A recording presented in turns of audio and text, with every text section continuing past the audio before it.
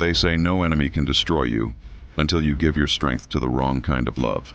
He was the most powerful man on the planet, capable of tearing down the gates of a city with his bare hands. But his story didn't end with victory, but with betrayal, and with his eyes gouged out by his enemies. This is the story of the man who had it all, and lost it all with a glance. Samson. Samson was chosen by God even before he was born. He couldn't drink wine or cut his hair, because in that mane lived the sign of his covenant with God. From a young age, his strength was superhuman. He killed a lion with his bare hands and defeated entire armies alone. But in the midst of his power, he fell prey to the soul's greatest enemy, seduction. Delilah appeared with a smile and a promise. It wasn't love he was seeking, but the secret of his strength. Day after day, she played with her words, making him believe she loved him. And Samson, the invincible man, grew weak before her kisses. Until one night, he told him everything. My strength is in my hand. Delilah waited for him to fall asleep, and with the scissors of deceit, she cut short his destiny.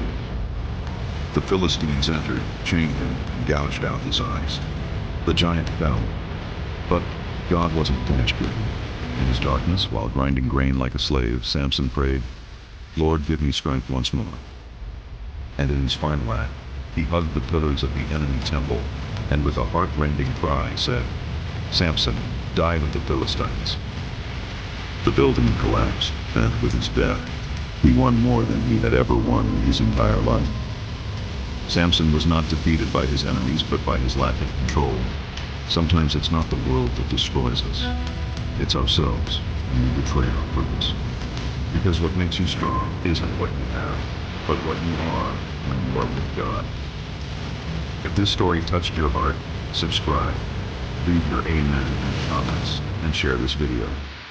May we never forget, the greatest strength is not in the muscles, but in the soul. Subscribe for more content and give it a like.